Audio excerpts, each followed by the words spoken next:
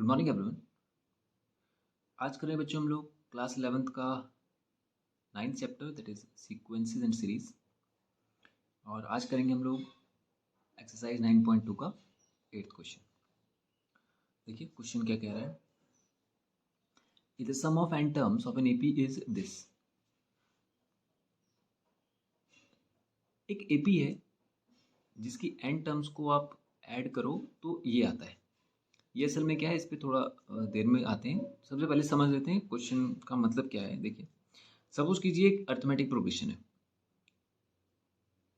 Arithmetic progression बना रहे हैं 2 + 3 5 + 3 8 + 3 11 + 3 14, बस यहीं तक। ठीक है।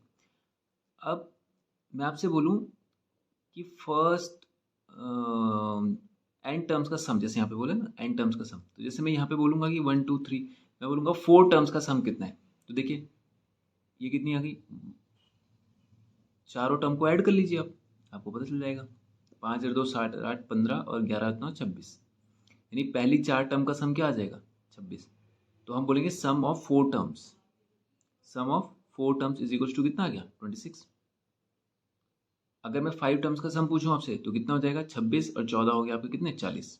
5 और 2 7 8 15 और 11 26 और 4 30 और 10 40। तो सम ऑफ 5 टर्म्स क्या हो गया 40। ऐसे ही बोल रहा है कोई एपी है, हमें नहीं पता वो एपी क्या है, उसके एन टर्म्स का सम करते हैं जब हम, तो जैसे यहाँ पे 40 आ रहा था ना, ये 26 आ रहा था, 40 आ रहा था, तो यहाँ पे 4 टर्म्स के लिए 26 आया, 5 टर्म्स के लिए 40 आया। वैसे एन टर्म्स के लिए, यानी एन नंबर की जो टर्म्स आएगी उसके लिए फॉर्म, उसके लिए ये सम आएगा। समझ गए आप? जैसे एन 5 टर्म्स के लिए 40 आया, तो वैसे एन टर्म्स के लिए ये आया। तो एन का मतलब क्या हो गया भैया, जो भी नंबर की टर्म पूछना चाहें, उस जो भी नंबर की टर्म जानना चाहें, जैसे मैं यहाँ पे अभी हमने पहले पता किया था 4 टर्म्स का सम, तो भाई 4 टर्म्स का सम कितना हो गया 26। यहाँ पे हमने पता किया 5 का कितना आया, 5 का 40 आया।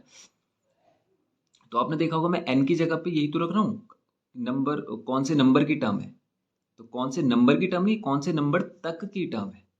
मतलब जैसे मैं 5 बोल रहा हूँ तो 5 तक का सम है ये 4 तक का सम है। ये केवल चौथी टर्म का सम नहीं है, चौथी टर्म तो का सम क्या होगा, चौथी टर्म खुद में ही होगी। तो 4 टर्म यानी 1 2 3 4, यहाँ 4 तक का एडिशन आएगा ये, और वैसे ही 5 तक का एडिशन आएगा ये। तो वैसे ही कोई एपी है, उसमें बोल रहा है आप एन टर्म्स तक का जब सम निकालेंगे तो ये आएगा। तो बेसिकली ये जो वैल्यू गिवन है ये असल में एक फॉर्मूला समझ लीजिए आप इसे, ये एक फॉर्मूला है, ये फॉर्मूला है सम निकालने का। ठीक है, कि जो भी आप सम निकालना चाहते हो, एक टर्म का, दो टर्म का, तीन टर्म का, कितनी भी टर्म का सम निकालना चाहते हो, तो वही वैल्यू आप यहाँ रख दो। जैसे आपने बोला मुझे 1 टर्म का सम, ओ 5 टर्म्स तक का सम फाइंड करना है, तो आप यहाँ पे रख दो एन की जगह पे 5, तो वो आ जाएगा। 6 रखोगे तो 6 तक का आ जाएगा। ठीक है, तो आपसे बोल रहा है कि आपको क्या करना है, इसकी मदद से आपको कॉमन डिफरेंस यानी कि डी निकालना है। ठीक है, तो हमें गिवन क्या क्या वैल्यू है पहले वो लिख लेते हैं। शुरू करते हैं क्वेश्चन को। सम ऑफ एन टर्म्स, ये हमें गिवन है कितना, p n plus q n square. ठीक है, और क्वेश्चन में एक बात और बोल रहा है कि जो पी और क्यू है ये कांस्टेंट है। कांस्टेंट का मतलब बच्चों इसकी वैल्यू चेंज नहीं होने वाली, ये फिक्स रहेंगे। ठीक है, और ये जो एन है ये, इसका मतलब इसके लिए नहीं गिवन है, ये नहीं, ये वेरिएबल हो जाएगा। वेरिएबल मतलब इसकी जगह पे हम अलग अलग वैल्यू रख सकते हैं, जैसे कि 1 2 3 कुछ भी रख सकते हैं, लेकिन पी और क्यू ऐसे ही रहेंगे। ओके, तो शुरू करते हैं। तो सबसे पहले हमने ये वैल्यू लिख ली यहाँ पे, ये सम ऑफ एन टर्म का सम होता है। ठीक है, तो ये होता कितना है, सम ऑफ एन टर्म का फॉर्मूला क्या होता है, n by two 2a plus n minus 1 into D, और इसी का जो वैल्यू है वो ये है, यानी ये रखने पर ये आता है। यहाँ वैल्यू रखूंगा तो सॉल्व करके ये आना चाहिए। ठीक है, तो हम क्या करते हैं, सबसे पहले यहाँ पर वैल्यू पुट करते हैं। Let n is equals to 1 2 3 and so on आप रखेंगे। तो सबसे पहले रखते हैं 1, तो S1 यानी कि पहली टर्म का सम कितना आ जाएगा, p into one plus Q into one का स्क्वायर। तो कितना आ जाएगा आपका p प्लस क्यू वन जा क्यू, ये आ जाएगा S1। अब जरा यहाँ पे नोट कीजिए बच्चों, अगर मैं आपसे बोलूँ फर्स्ट टर्म का सम बताइए, तो फर्स्ट टर्म का सम क्या होगा, यानी पहली तक की टर्म, और पहली तक की टर्म में केवल पहली टर्म तो होगी, यानी फर्स्ट टर्म का सम बोलो या फर्स्ट टर्म बोलो, दोनों एक ही बात है। यहाँ पे पहली टर्म क्या है 2, और पहली टर्म का सम क्या है वो भी 2, यानी फर्स्ट टर्म का सम बोलेंगे या फर्स्ट टर्म बोलेंगे एक ही बात है। तो असल में S1 जो है हमारी, यही हमारी क्या आ गई A1, यानी हमारी फर्स्ट टर्म भी आ गई।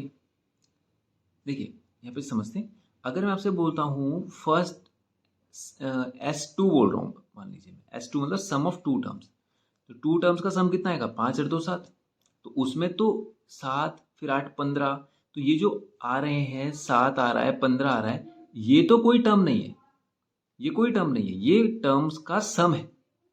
लेकिन जब मैं पहली टर्म की बात कर रहा हूं तो वहां पे टर्म का सम निकालोगे आप, ये टर्म एक ही बात है, वहां पे देखो पूरी टर्म ही आ जाती है, समझ रहे हैं आप। यानी यहाँ पे तो देखो 7 और 15 ये कोई टर्म थोड़ी ना एसएपी की, ये टर्म्स को ऐड करने पर आ रहा है। लेकिन यहाँ पर जो है फर्स्ट टर्म के लिए आप फर्स्ट टर्म बोलो या सम ऑफ फर्स्ट टर्म बोलो, बात एक ही है। तो इसका मतलब यहाँ पे जैसे हमने 1 रखा, हमारी फर्स्ट टर्म ही आ जाएगी, और फर्स्ट टर्म क्या आ रही है हमारी p प्लस क्यू। अब हम S2 रखते हैं, यहाँ से आपको ज़्यादा अच्छा समझ में आएगा। तो p into two q into two का स्क्वायर, तो ये हो जाएगा 2p plus 2 to the 4 into q 4q, ये आ जाएगा S2। अब जरा ध्यान दीजिए फिर से, S2 का मतलब हो गया पहली और दूसरी टर्म का सम, ठीक है। यानी ये S2 जो है ये सेकंड नंबर की टर्म नहीं है, ये फर्स्ट और सेकंड का सम है, यानी इसमें पहली और दूसरी दोनों टर्म मौजूद है, समझ रहे हैं आप। भाई जैसे यहाँ पे फर्स्ट टू टर्म का सम कितना आया था 7, तो 7 में पहला टर्म भी मौजूद है 2 और दूसरा टर्म भी मौजूद है 5, है ना। तो अगर मैं यहाँ पे से पहली टर्म को हटा दूं तो मेरी दूसरी टर्म आ जाएगी, और जैसी मेरी दूसरी टर्म आ जाएगी वैसी मेरा डी भी आ जाएगा, समझ गए आप। जैसे इसमें मैंने बोला फर्स्ट टर्म भी है सेकंड भी है, और फर्स्ट टर्म पता चल चुका है, तो हम क्या करते हैं इसमें से इसको माइनस कर देते हैं। जैसे यहाँ पर देखिए 5 और 2 कितना हो गया 7, यहाँ पे 7 आया, मैंने बोला पहली और दूसरी को ऐड करने पे 7 आ रहा है। अब अगर मुझे पहली पता चल जाए तो दूसरी भी पता चल जाएगी, भाई इस 7 में से मैं पहली वाली टर्म को माइनस कर देता हूँ, 7 में से 2 चला गया तो कितना बचेगा 5, तो ये 5 क्या होगा, ये दूसरी टर्म ही तो होगी। तो वैसे ही हम क्या करते हैं इसमें से इसको माइनस कर देते हैं, तो मैं क्या करता हूँ 2p plus 4q minus p plus q, तो कितना आ जाएगा 2p plus 4q minus p minus q is equals to, आ जाएगा 2p में से एक p गया तो 1p, और 4p में से 4q में से एक q गया तो 3q, तो यानी ये आ गया हमारा सेकेंड टर्म, समझे आप। इसका एक फॉर्मूला भी है, लेकिन आप इसको जनरल वे में समझें तो ज़्यादा सही रहेगा।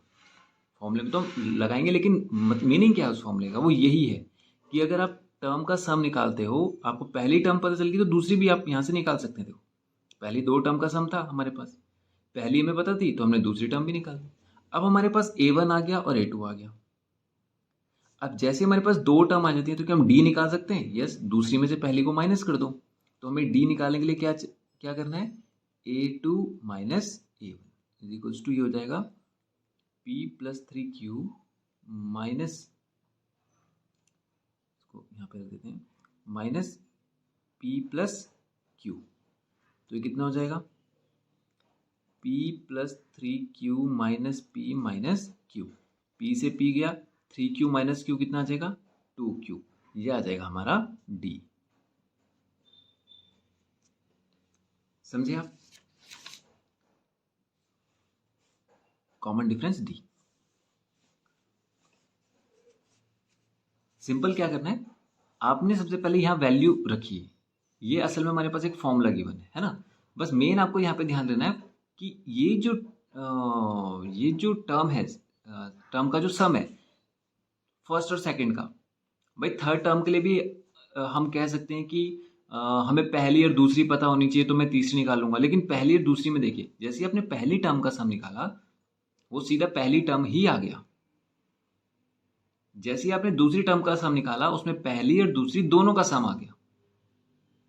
तो जैसे ही मैं उस सम में से मैं पहली टर्म को माइनस कर दूं तो मेरी दूसरी टर्म आ जाएगी, तो दूसरी टर्म हमारे यहाँ से आ गई थी A2, और जैसी पहली और दूसरी टर्म आई उनको माइनस करा तो हमारा D आ जाएगा। तो इस पे थोड़ा सा आप ध्यान देंगे यहाँ पे कि जो सम का फॉर्मूला होता है, यहाँ पे जो सम होता है ये किस तरह से काम करेगा। ओके, तो ठीक है बच्चों, तो आई होप आपको ये समझ में आया होगा। अब करेंगे नेक्स्ट क्वेश्चन अगले वीडियो में। Thank you.